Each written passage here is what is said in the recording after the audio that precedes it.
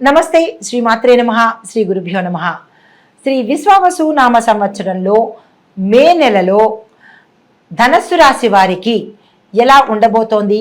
గురు, శని, రాహు ఈ వారి యొక్క గ్రహాల స్థాన చలనాల వల్ల ఎలాంటి ప్రభావాలు ఉంటున్నాయి, వాటి యొక్క ఫలితాలు ఎలా ఉండబోతున్నాయి అనే అంశంలో ప్రత్యేకంగా ధనస్సు రాశి వారికి అర్ధాష్టమ శని ప్రారంభమైంది కాబట్టి వారు చాలా జాగ్రత్తలు తప్పనిసరిగా తీసుకోవాలి. అయితే ముందుగా గురు సంచారము మే 14 నుంచి 6వ స్థానం నుంచి 7వ స్థానంలోకి గురు సంచారం జరుగుతోంది. శని 3వ స్థానంలోనూ 4వ స్థానంలోనూ అంటే రెండిట్లోనూ శని భగవానుడు వీళ్ళకి ఉన్నాడు. దీంతోపాటు రాహువు కూడా 4వ స్థానంలో సంచారం చేస్తున్నాడు. కేతువు మాత్రమే 10వ స్థానంలో సంచారం చేస్తున్నాడు. అయితే ఈ సంచారాల వల్ల ఎలాంటి ఫలితాలు ఈ ధనస్సు రాశి వారికి ఉండబోతున్నాయంటే, గురు ఫలితంతో దారాపుత్రులతో అంటే మీ యొక్క బంధువులతోనూ పిల్లలతోనూ విపరీతమైన విరోధాలను పొందుతారు. దీంతో పాటు మీ యొక్క స్వజనులు అంటే కుటుంబంలో వారితోనే మీకు పొరపచ్చాలు వచ్చేటట్టు, వేదాభిప్రాయాలు వచ్చేటట్టు, తగాదాలు వచ్చేటట్టుగా గోచరిస్తోంది. జాగ్రత్తలు తీసుకోండి. అయితే దొంగ వలన, అగ్ని వలన, ప్రభుత్వం వలన మీకు ఎక్కువగా ఇబ్బందులు వచ్చేటట్టుగా కనపడుతోంది. దానికి సంబంధించిన జాగ్రత్తలు తీసుకోండి. అంటే డాక్యుమెంట్స్ దాచుకోవడం కానీ, ధనం దాచుకోవడం కానీ ఇలాంటివి ఏవైనా ఉంటే కనుక జాగ్రత్తలు ఈ మాసంలో తప్పనిసరిగా తీసుకోండి. అయితే ద్వితీయార్థంలో గురు యొక్క ప్రభావము ఆరోగ్యం ఇవ్వడము, తరువాత లాభాలు కలగచేయడము, రాజకీయ పరంగా కలిసి రావడము, ప్రభుత్వ పనులు ముందుకు సాగడము, ఆగిపోయిన పనులన్నీ చకచకా ముందుకు వెళ్ళేటట్టుగాను, దీంతో పాటు మీరు ఏదైతే కోరుకుంటారో ఆ కోరుకున్న కార్యాలు సత్ఫలితాన్ని ఇవ్వడము, కార్యసిద్ధి కలగడము జరుగుతుంది. ప్రథమార్థంలో ఇన్ని ఇబ్బందులు ఉన్నాయి. ద్వితీయార్థంలో గురు సంచార స్థానం మారడం వల్ల విశేషమైన ఫలితాలు పొందుతున్నారు. అయితే కొంతమందికి అకాల కలహాలు రావడంతో పాటు అనారోగ్యం కలగడము, తల్లితో ఇబ్బందులు కలిగి తల్లి అనారోగ్యం పాలయ్యే అవకాశం కనబడుతోంది. జాగ్రత్తలు తీసుకోండి. మరొకటి ఏంటంటే భార్యతోనూ తరువాత పుత్రులతోనూ వీళ్ళకి మంచి లాభాలు వచ్చేటట్టుగా అంటే భార్య తరపు నుంచి కానీ లేదా మీ యొక్క పిల్లల తరపు నుంచి కానీ శుభవార్తలు వినడం కానీ, ఆస్తి కలిసి రావడం కానీ ఇలాంటి ధనానికి సంబంధించినటువంటి లాభాలు గోచరిస్తున్నాయి. దీంతోపాటు శని యొక్క ఫలితం ఎలా ఉండబోతోందంటే, శని బుద్ధి బలాన్ని ఇస్తాడు. ప్రయత్న కార్యాలను ఫలించేటట్టు అంటే మీరు ఏదైనా పని చేయాలి అంటే కనుక దాన్ని సక్సెస్ ఇచ్చే అవకాశం ఉంది. యాక్చువల్గా అయితే శని భగవానుడు మీకు అర్ధాష్టమ శనిలో ఉన్నారు కాబట్టి కొంత విపరీత పరిణామాలు కానీ ఫలితాలు కానీ ఇవ్వాలి. కానీ గురుబలం మీకు అధికంగా ఉండడం వల్ల ఆ గురు యొక్క ప్రభావంతో శని ప్రభావం తగ్గి మంచి ఫలితాలను ఇవ్వబోతున్నాడు. దీంతోపాటు ద్వితీయార్థంలో అంటే ప్రథమార్థంలో మీరు ఏది కోరుకున్నా అది సక్సెస్ అయ్యేటట్టు ద్వితీయార్థంలో కొంత తనదైన శైలిని శని భగవానుడు చూపిస్తూ ఏ పని చేసినా అది సక్సెస్ కాకపోవడము, మనస్తాపం కలగడము, ఊహించని ఇబ్బందులు కలిగేటట్టుగా ద్వితీయార్థంలో చేస్తున్నాడు. కాబట్టి ఈ ధనస్సు రాశి వాళ్ళు ప్రథమార్థంలోనే మీ యొక్క పనులు ముగించుకునే ప్రయత్నం చేయండి. ద్వితీయార్థం దగ్గరికి వచ్చేటప్పటికీ కొంత జాగ్రత్తలు తీసుకునే పని పెట్టుకోండి. తరువాత రాహు యొక్క ఫలితం ఎలా ఉండబోతోంది అంటే, స్త్రీ మూలకంగా అంటే మీ ఇంట్లో వాళ్ళు కానీ మీ బంధువులు కానీ మీరు పనిచేసే ప్రాంతాల్లో ఉండే ఆడవారి వల్ల మీకు కలహాలు వచ్చే అవకాశము, తద్వారా ఉద్యోగాలు పోవడం కానీ లేదా వ్యాపారంలో నష్టాలు కానీ ఇలాంటివి గోచరిస్తున్నాయి. జాగ్రత్తగా మెలిగే ప్రయత్నం తప్పనిసరిగా చేసుకోండి. మరి ఒకటి ఏంటంటే, సోదరులతో మీ యొక్క అన్నదమ్ములతో తగాదాలు వచ్చే అవకాశం కనబడుతోంది. ఆస్తిపరంగా కావచ్చు, ఇతరత్ర కుటుంబ పరంగా కావచ్చు, తగాదాలు వచ్చే అవకాశం ఉంది. కాబట్టి సమన్వయ ధోరణిని అలవాటు చేసుకోండి. కొన్ని కార్యాలు మీకు విఘ్నాలు అయ్యేటట్టు మధ్యలోనే ఆగిపోయేటట్టుగా కనబడుతోంది. జాగ్రత్తలు తీసుకోండి. కొంతమందికి కొత్త పరిచయాలు ఏర్పడతాయి.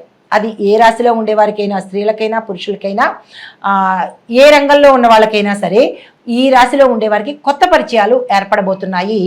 వారి ద్వారా మీకు ఆటంకాలు కానీ, అపకీర్తి కానీ, లేదా అంటే ప్రమాదాలు కానీ గోచరిస్తున్నాయి. జాగ్రత్తగా మెలిగే ప్రయత్నం చేసుకోండి. కేతు ఫలితం ఎలా ఉండబోతోందంటే విశేషమైన భోగభాగ్యాలు ఇవ్వడంతో పాటు, ఆకస్మిక ధనప్రాప్తి ఇవ్వడంతో పాటు, భూమి, వస్తు, వాహనాలు కొనుక్కోవడానికి తగిన సమయాన్ని, తగిన ధనాన్ని మీకు అందుబాటులోకి ఇస్తున్నాడు.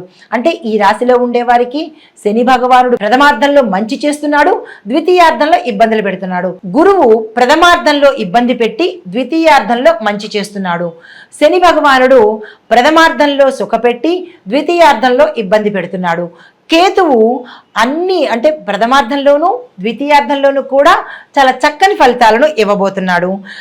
దీంతో పాటు మీరు ఏ ప్రయత్నాలు చేయాలనుకున్నా ఈ సమయంలో చేసుకోండి. ఈ నెల రోజులు మీకు చక్కని అవకాశము. వ్యాపార విస్తరణకు కానీ, ఉద్యోగాల కోసం కానీ, శుభకార్యాలు చేయడం కానీ, భూమి, వస్తు, వాహనాలు కొనుక్కోవడం కానీ, ఏ పని చేసినా మీరు తక్షణమే ఆ ప్రయత్నం చేసుకోండి. కలిసి వచ్చే అవకాశము కేతు భగవానుడు మీకు ఇవ్వబోతున్నాడు. అయితే ఆయా రంగాల వారిగా చూసినట్టయితే వ్యవసాయదారులకు 2 పంటలు మీకు అనుకూలంగా ఉంటుంది, వాతావరణం అనుకూలంగా ఉంటుంది. ఆదాయ వ్యయాలు మాత్రము సమానంగా ఉండబోతున్నాయి. 10 రూపాయలు లాభం వస్తే 10 రూపాయలు నష్టం వచ్చేటట్టుగా కనబడుతోంది. ఈ నష్టాన్ని తగ్గించుకునే ప్రయత్నం చేసుకోండి. ఉద్యోగస్తులకు చూసినట్టయితే దూర ప్రాంతాలకు బదిలీలు అవ్వడము, అంటే విదేశాలలో కావచ్చు, లేదా మీరున్న స్థానం నుంచి దూరంగా వెళ్ళే అవకాశం కూడా కనపడుతోంది. కుటుంబంలో సుఖ సంతోషాలు ఉంటాయి. నూతన వాహనాలు కొనుక్కునే అవకాశం కూడా ఈ కేతువు మీకు అనుగ్రహించబోతున్నాడు. రాజకీయ నాయకులు చూసుకున్నట్టయితే ప్రజలలోనూ, ఇటు అధిష్టానంలోనూ మీకు మంచి పేరు ప్రఖ్యాతలు రావడంతో పాటు ఏదో ఒక కీలకమైన పదవి మిమ్మల్ని వరించబోతోంది ఈ సమయంలో. ఎన్నికల్లో ఎవరైనా పోటీ చేయాలని అనుకున్నా, కొత్తగా రాజకీయ రంగంలోకి రావాలని అనుకున్నా ఈ సమయం మీకు కరెక్ట్ సమయము. ఈ సమయంలో మీరు ప్రయత్నాలు చేసుకోండి, కీలకమైన పదవులను పొందుతారు.